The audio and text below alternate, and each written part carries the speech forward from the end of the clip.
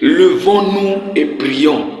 Quittons dans la politique, quittons dans les choses inutiles qui nous prennent le temps, quittons dans les promenades, les commérages, les critiques, les murmures par-ci, par-là. Prions. Le comportement d'un homme de Dieu ne nous prépare.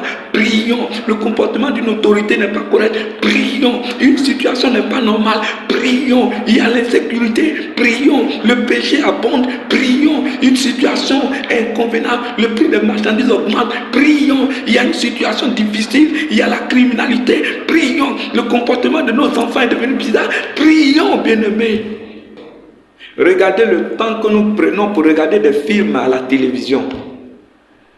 Il y a des films Ebola qui peuvent prendre 3 heures, 4 heures. Nous sommes devant l'écran de la télévision. Dieu veut que nous puissions prendre du temps avec lui dans la prière. C'est quand nous puisons dans la présence du Seigneur, nous prenons du temps que Dieu nous parle. 1 minute, 2 minutes, 5 minutes, 10 minutes, 15 minutes devant Dieu.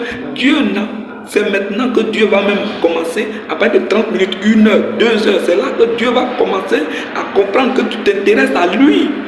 La prière, c'est mettre Dieu au devant de sa vie. Réaliser que sans Dieu, nous ne sommes rien. Et donc, nous prenons du temps devant le Seigneur. Notre devant, notre derrière. Notre force, ce n'est pas notre argent. Ce n'est pas notre position sociale. Ce n'est pas notre titre. Mais c'est Dieu. Dieu veut des hommes qui prennent du temps. Daniel faisait des heures et des heures dans la prière. Les premiers hommes, les premiers chrétiens faisaient des nuits entières dans la prière.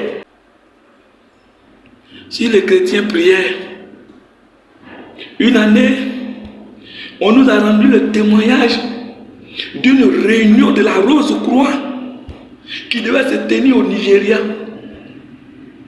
Les hommes de Dieu se sont réunis.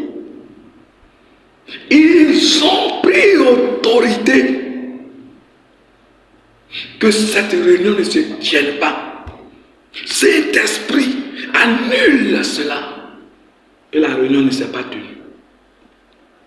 Mais plus tard, cette même réunion s'est tenue à Bouaké, en Côte d'Ivoire ici. Et les chrétiens priaient. Le cœur de Dieu saigne parce qu'il nous a tout donné et nous ne prions pas. La prière, levons-nous dans la prière. La prière est la part de tout ministère. Si un chrétien doit progresser dans l'œuvre de Dieu, il faut la prière. Il y a des clubs mystiques qui sont dans nos églises qui s'opposent à ceux qui sont devant. Et on est là, et le pasteur là même, il fait ça, le pasteur là même, il cherche les femmes, le pasteur là même, il aime l'argent. Tu as pris combien de minutes à prier pour ton pasteur? L'heure est grave, levons-nous, Satan a trop travaillé, frères et sœurs, s'il vous plaît. J'interpelle la conscience chrétienne, j'interpelle la conscience des hommes de Dieu, j'interpelle tous ceux qui sont chrétiens, tous ceux qui ont accepté Jésus, tous ceux qui marchent avec le Saint-Esprit, j'interpelle, l'heure est grave. Est-ce que nous pouvons nous lever pour prier? Est-ce que de là où tu te trouves, tu peux te lever pour prier? Est-ce que tu peux programmer un temps de jeûne pour prier? Quand la guerre arrive, on se met à fuir. Quand des décisions négatives sont prises dans le pays, on s'étonne. C'est parce que nous ne prions pas. Aman, dans le livre d'Esther, avait pris des décisions pour exterminer la race juive. Mardochée ayant appris ça, il a envoyé Esther et tout le peuple s'est mis dans le jeûne, dans la prière. Et la décision d'Aman, le projet d'Aman est retourné contre lui. Alléluia. Dieu est capable, frères et sœurs. Mais nous sommes là. Tant que nous ne prions pas, nous allons subir les décisions des mystiques. Tant que nous ne prions pas, on va nous imposer l'homosexualité. Tant que nous ne prions pas, on va nous imposer des lois bizarres où nos enfants vont nous diriger désormais. Tant que nous ne prions pas, on va nous imposer des mariages bizarres, des situations farfelues que nous ne vont pas nous arranger. Tant que nous ne prions pas, le prix des marchandises, la vie sera difficile. Tant que nous ne prions pas,